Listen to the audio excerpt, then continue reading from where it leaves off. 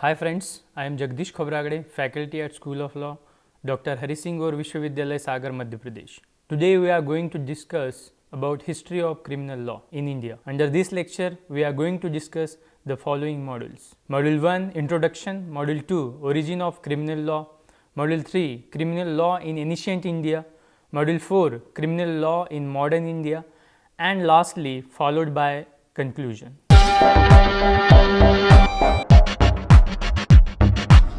The present criminal justice system was not sudden creation, it has some historical background. In this lecture, we will discuss how criminal law developed in India, from ancient Hindu criminal law to Muslim criminal law and reforms made by British government, and lastly, the first law commission, then Indian Penal Code, Criminal Procedure Code and Indian Evidence Act, which regulated the criminal justice system in India. It is generally presumed that the earlier form of punishment for crime was private revenge, and those who were powerful could take revenge and others do not. In the uncivilized society, revenge for an injury was the personal affair of the victims or their surviving kin, and the community did not usually interfere in the personal matters. Private revenge often lead to blood quarrel between families, clans or tribes. The resulting loss of life and property sometimes became so dangerous that people stopped taking private revenge and started approaching to communities for fair trials against offender. However, powerful families of different communities still continue to follow their old pattern of taking revenge. Now, in a civilized society, it is believed that man is under the law and God, and he is supposed to follow that law.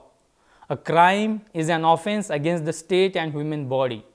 Moreover, the violation of law is an offense, and the person who is guilty of that offense is punishable by law. The importance of criminal law has deterrent effect on human psychology. For example, if a man found traffic signal is red and there is no traffic police, he would try to violate law, whereas if there is a CCTV camera fixed at traffic signal, he will not try to break traffic rules because he knows that he will be held liable for penalty. Therefore, criminal law is required for changing human guilty mind. Indian legal history started from Vedic period to the Indus Valley civilization. In India, law was a matter of religious prescription and philosophical discourse, which originate from Vedas, the Upanishads and other religious texts, and it was practiced by different religions like Jains and Buddhists. The concept of secular law in India was varied from ruler to ruler, and the court system for civil and criminal matters were main features of ruling dynasties in ancient India.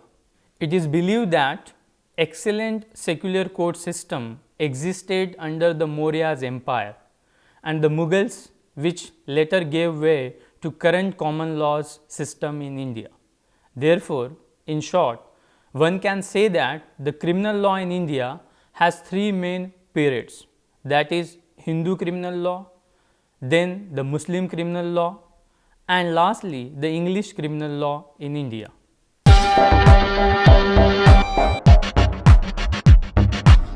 We are going to discuss this origin of criminal law, but we start with various theories of criminal law. We should know what is criminal law. Criminal law means a system of law concerned with the punishment of offenders. Criminal law is the body of law that relates to crime. Indian criminal laws are mainly covers three legislations, that is Indian Penal Code, Code of Criminal Procedure and Indian Evidence Act, etc. Broadly speaking, there are four theories of criminal law, that is civil wrong theory, social wrong theory, moral wrong theory and group conflict theory. The civil wrong theory considers criminal law as originating in torts or wrongs to individuals. According to this theory, all wrongs are produced for self-redress of the injured parties and were therefore treated as injurious to particular individuals, and later wrongs came to be regarded as harmful to the society at large. Consequently, the society took over charge of treatment of civil wrong in its own hand, though some crimes did originate in torts, namely nuisance, defamation, etc., are best examples of tort, for which compensation was secured from wrongdoer. However, this theory is inadequate as a universal explanation of criminal law, as it assumes priority of the individual over the group, which is not true in all cases. There are wrongs like treason, sedition, etc., that has been regarded as direct wrongs to the group or state. The second theory, that is the social wrong theory, postulates that criminal law originated as a rational process of unified society. Thus, when wrongs occur, society makes regulation in order to prevent the repetition of such wrongs. This theory is again only partially true. It certainly covers serious offenses like murder, rape, robbery, dacoity, etc., and explains how laws are made, but fails to explain how criminals has developed in the course of time. The moral wrong theory says that the criminal law originated in crystallization of society, like in traditions, customs, after persisting for a long time, achieved an ethical foundation, and violation of such customs produce aggressive reactions of the groups that were expressed in the form of criminal law with penal sanctions. This is true in respect of conventional crimes such as offenses against persons, property, reputation, and the like. However, it does not explain many social and economic crimes and the offenses relating to evasion of taxes, licensing, hoarding, and black marketing of essential commodities and food adulteration, etc. Now, the group conflict theory holds that criminal law developed in the conflict of rival groups in order to protect each other's interest. Thus, through criminal law, the powerful group forces can be prohibited by the state when they feel it may endanger their position. This theory may explain offenses relating to property interest, but fails to explain other categories, namely offenses against the state and public tranquility, etc.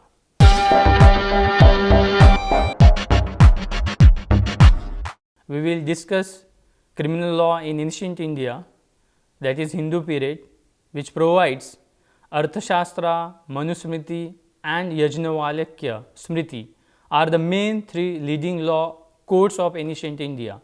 However, it is Manusmriti or the code of Manu which has made a lasting impact on human behavior in India. It contains ordinances relating to law, and also the concept of criminal jurisprudence came into existence in India during the time of Manu. He gave a comprehensive code which contains not only the ordinances relating to law, but is a complete digest of the then prevailing religion, philosophy, and customs practiced by the people. Manu has recognized assault, theft, robbery, false evidence, slander, libel, criminal breach of trust, adultery, gambling, and homicide as crimes. These are the principal offenses against the person and property that occupy a prominent place in Indian Penal Code. The king used to either dispense justice himself with the help of consular or appoint judges and assessors for the administration of criminal justice. However, the criminal jurisprudence of Manu is not free from bias. According to him, the gravity of the offense varies with the caste and creed of the criminal, and punishment as per their caste and status in the society. The protection given to the Brahmins was paramount, and they were placed at the top of Varna system, and certain classes of the persons were exempted from punishment even they had committed a crime. The Danda Viveka quotes a verse in which consideration were given to caste while awarding punishment. Therefore, such discriminatory provisions were against the principles of natural justice. During this period, there were no clear distinction between private and public wrongs. Murders and other homicides were regarded as private wrongs. The right to claim compensation was the rule of the day. A distinction was, however, drawn between casual offenders and hardened criminals. And during the Buddhist period, caste did not have any importance while awarding punishment and compensation, because Buddhism was in favor of concept of equality of all. During the Buddhist period, most of the kingdoms influenced by Buddhist philosophy, and they started ruling their kingdoms as per their Buddhist philosophy.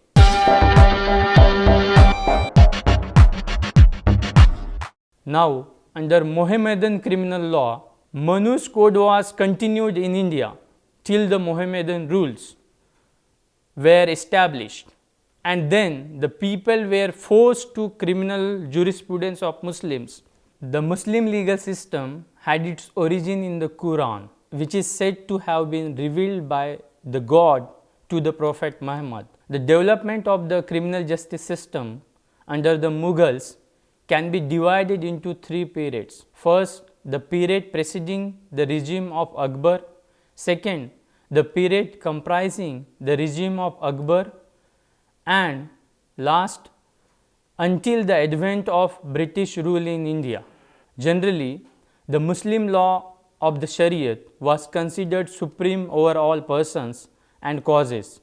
Islamic jurisprudence is derived mainly from the Quran and the Sunnah, the practice and traditions of the Prophet, but as strict Islamic law was found to be inadequate for the needs of the expanding and mixed society of India. Consensus of opinion and universal consent were added as additional sources of law. Prior to Akbar's supremacy, traditional Muslim law was applied even in the matters of judicial procedure. Various difficulties arose in the implementation of this method. However, the real change came during the period of Akbar, when he subsequently repealed discriminatory laws against non-Muslims and established one uniform system of justice for all.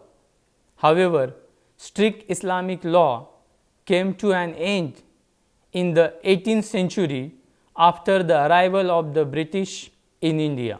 In Muslim law, the concept of sin, crime, religion, moral and social obligation is blended in the concept of duty, which varied according to the relative importance of the subject matter. The administration of criminal justice was entrusted in the hands of qazis. The punishment varied according to the nature of crime.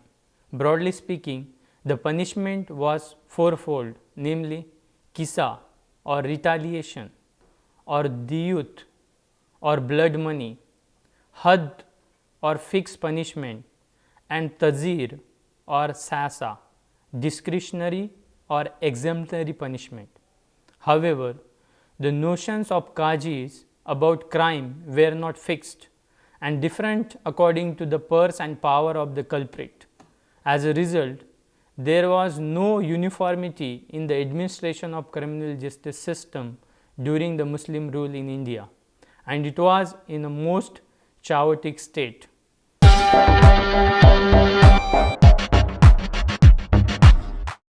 At the time when the British came to India, the criminal law in existence was Mohammedan law. This law, which had replaced the Hindu law, continued to be the basic law in the Mofsil until the enactment of the Indian Penal Code, 1860. But it had, in meanwhile, been modified very extensively by the successive regulations and acts of the Presidency Court, namely Calcutta, Bombay and Madras and the central government. In the beginning, the British engrafted the Muslim system of administration, but were faced with much difficulties. As a result, the mufsils as well as presidency courts gradually began to turn to the English law for guidance and help. Thus, the criminal law administered in the presidency towns came to be in practice.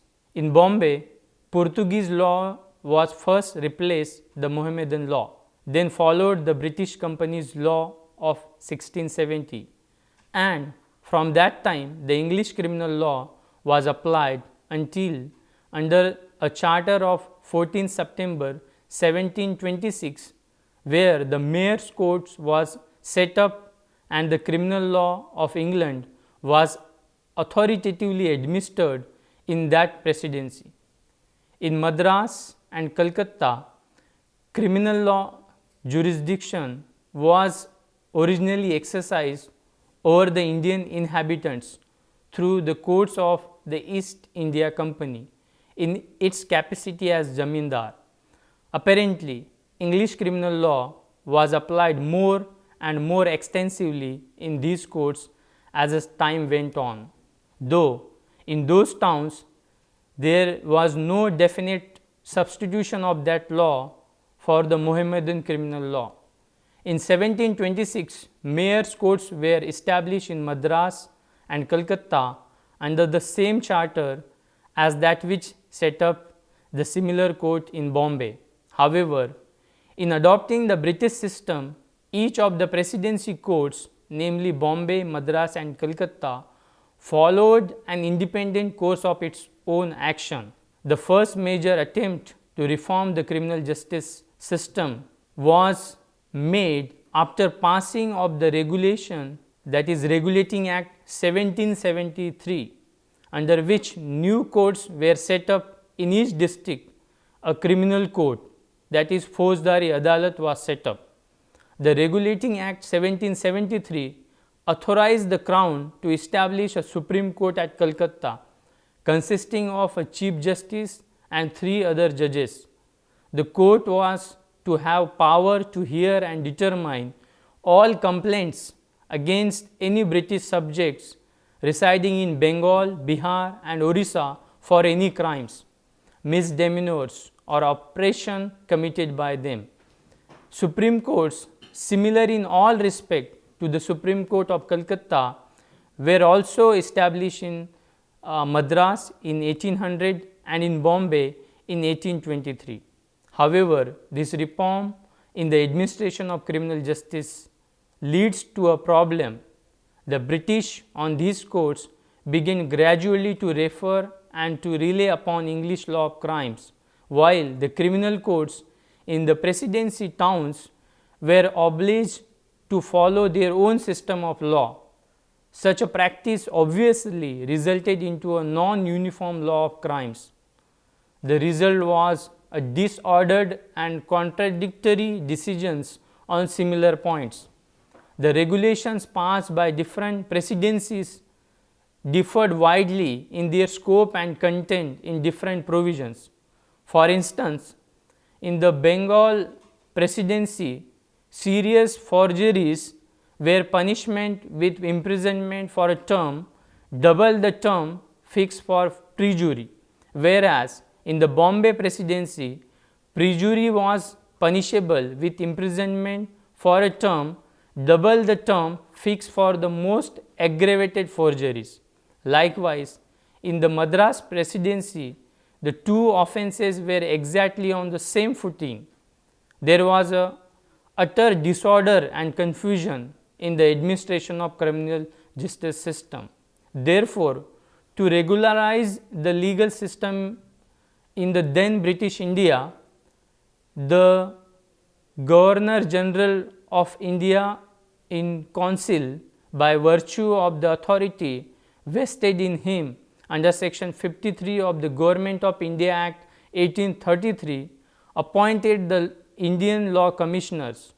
Thus, in 1834, the first Law Commission of India was constituted, with Lord Macaulay as its president and MacLeod, Anderson and Millett as commissioners to prepare the penal code for India.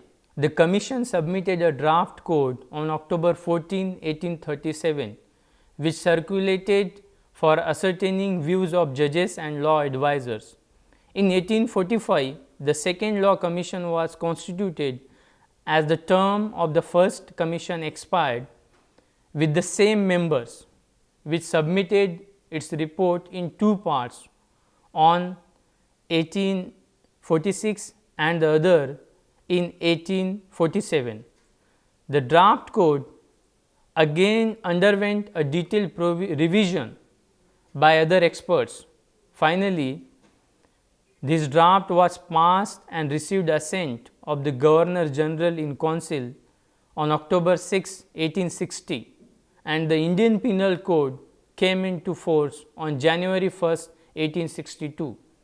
Apart from Indian Penal Code 1860, there are other legislations enacted by the Government of India to control various kinds of crimes, mainly offences against women, children, cyber crimes, offences against state, economic offences and terrorist activities, etc.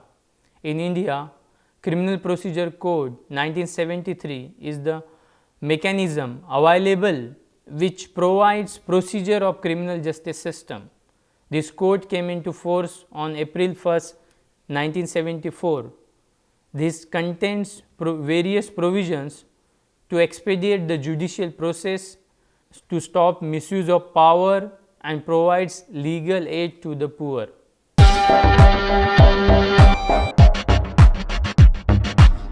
We came to the conclusion that the criminal law in India has developed through various stages from ancient Hindu period to modern Indian legislations.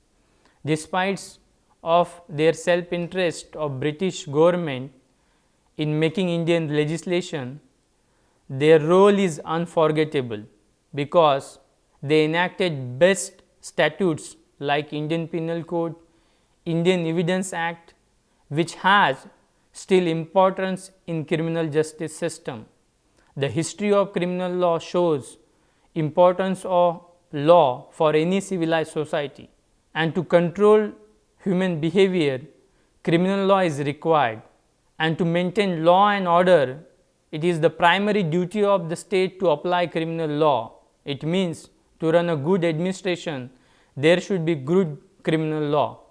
In the history of criminal law, apart from our traditional laws, customs and the role of British government has paramount importance.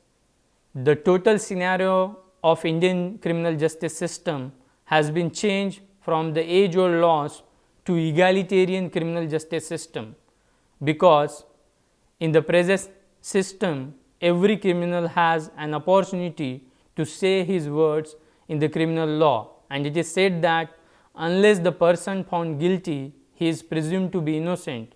Therefore, the three major legislations, Indian Penal Code, Criminal Procedure Code and Indian Evidence Act, has changed the history of criminal law and ultimately the criminal justice system in India. With all this information, here we came to the end of today's lecture. Do keep in mind what we discussed today. It's time for you all to do some self-study. This is Jagdish Khobragade signing off. If you want to learn more and enhance your knowledge, you may log on to our website for more questions, quizzes and LORs, that is www.cec.nic.in. Till then, goodbye.